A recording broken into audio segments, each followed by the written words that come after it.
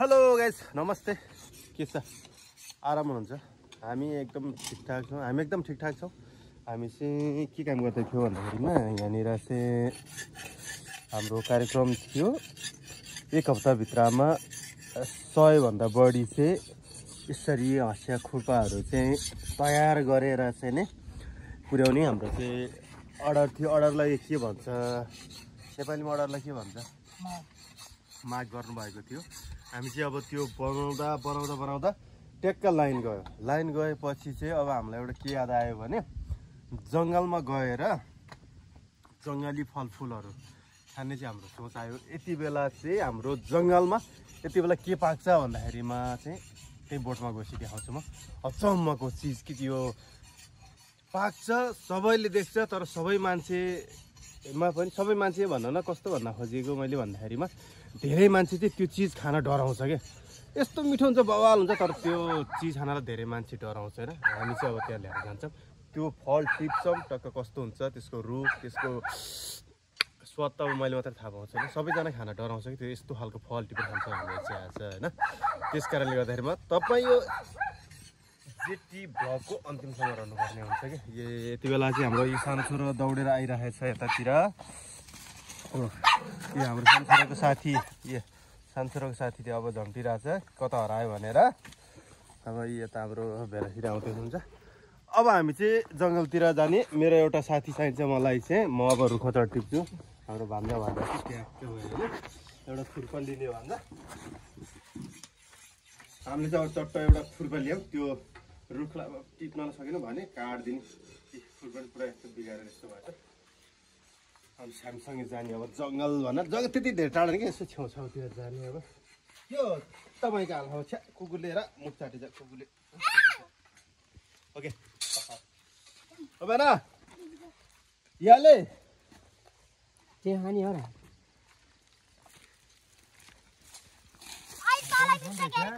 यो कडो छोरी चल्न पाइन्छ खोज्यो भने त्यसको छोरी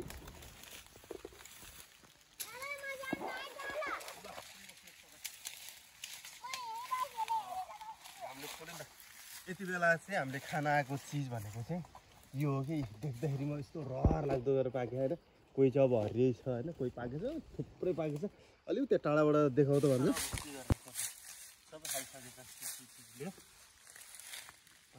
पुरै टुप्पासम्म पाकेछ है। अब हामीले चाहिँ अहिले थोरै टिपेर चाख्ने यसको फल कस्तो, यसको बारेमा म भन्छु अहिले पछि। म टक्कमा अब यहाँ मैले भेटिनँ, यो रुखमा चढ्न सक्दिनँ। म यसकै रुखमा गएर त्यो हाँगा काटेर लिएर आउँछु। यहीँ बसेर म गएर आउँछु है त। यसको बोट चाहिँ यस्तो रातो हुन्छ होइन। यो चाहिँ दाउरामा पनि प्रयोग हुन्छ। यसो अब घाँस पनि खान्छ।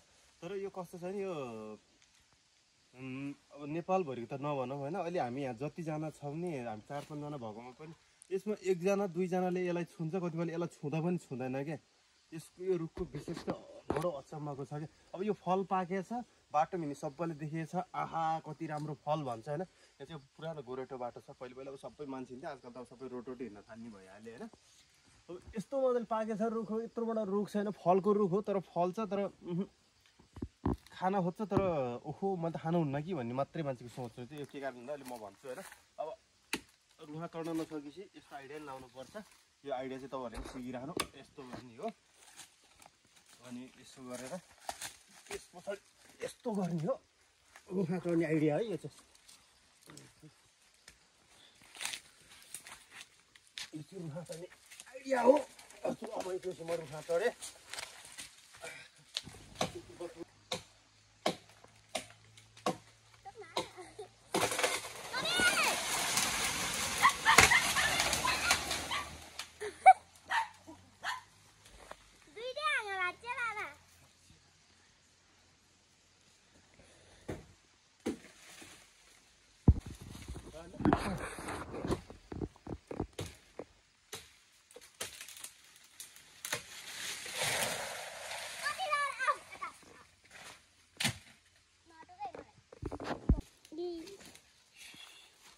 यस्तो आवाज छ देख्दाखेरि काजी बस्छु हो।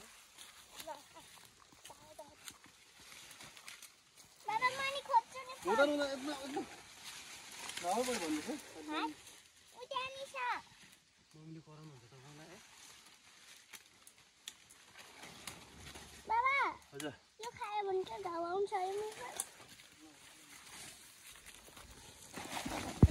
कति सफा बोरा हो बोरामा हाल्ने हो यसलाई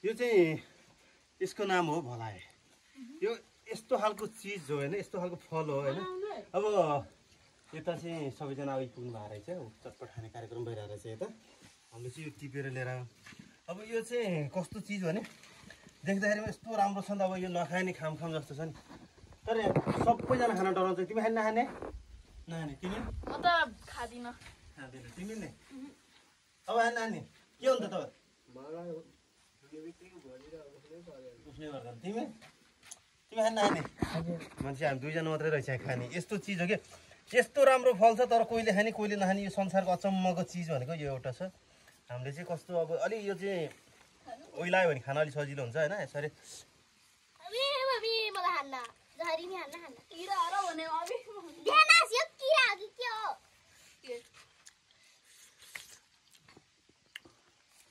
एकदम मिठो हुन्छ यो चाहिँ तर यो खाने चिज त हो अनि त्यस्तै खाने क्या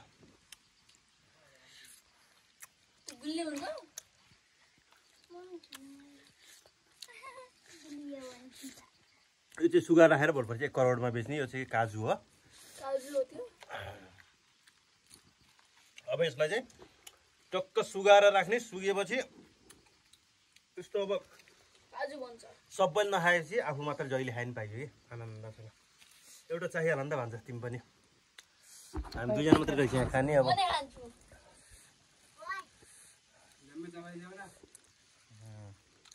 कस्तो टेस्ट गुलियो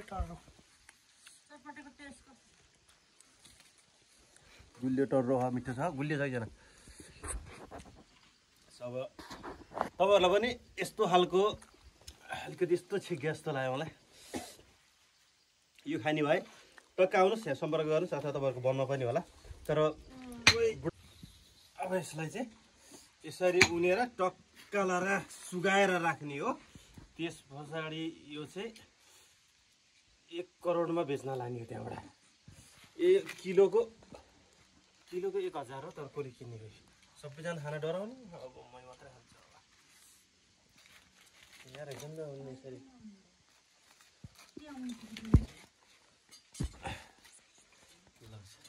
यो मुगाको माला भन्थ्यो त्यस्तै भयो त्यो त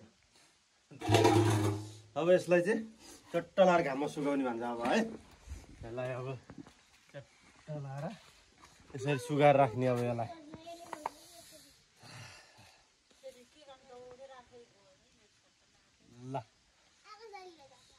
ल ठिक छ गाइस यो फल देखेर तपाईँलाई कस्तो लाग्यो खाम लागेको भए तुरुन्त दौडेर जङ्गलमा जाने चट्टा खाने यो बजारमा अनौठो चिज छ कि यो यस्तो राम्रो फल छ नि तर बजारमा किन्न नि पाइँदैन कसैले बेच्न ल्याउँदैन यो अब सबै मान्छेले खान मन लाग्दैन खाँदैन कि एकदम डराउँछ कि यसको चाहिँ एउटा कारण के छ भने यसको चोपले चाहिँ पुरो घाउ आइदिन्छ कि सबै मान्छेलाई यसले चाहिँ रुचाउँदैन होइन यसले कोहीलाई रुचाउँछ कोहीलाई रुचाउँदैन यो पुरानो परम्परागत अनुसार चाहिँ के भन्छ भने नरन गर्ने बेलामा यसको दाउराको आगो बाल्यो धौडायो भने चाहिँ उछिँदैन अरे यो घाउ आउँदैन अरे पात हाले पनि जे हाले पनि होइन अनि त्यस पछाडि चाहिँ त्यो गरेन भने चाहिँ यो चाहिँ एकदम आउँछ अरे अब गाउँघरतिर त अब यो प्रशस्त पाइन्छ अब हाल्यो होला पनि नरन गर्ने बेला भन्न सकिन्छ होइन अब बजारतिर त अब भन्ने बित्तिकै पाइँदैन नहाले हुन सक्छ त्यस कारणले गर्दा यसले चाहिँ सबैलाई चाहिँ सहँदैन यो कतिपयको चाहिँ दुश्मन हो यो पुरा घाउ घाउ मात्र आउने होइन कि पुरा यो शरीरै यस्तो सुनाइदिन्छ पुरै घाउ भएर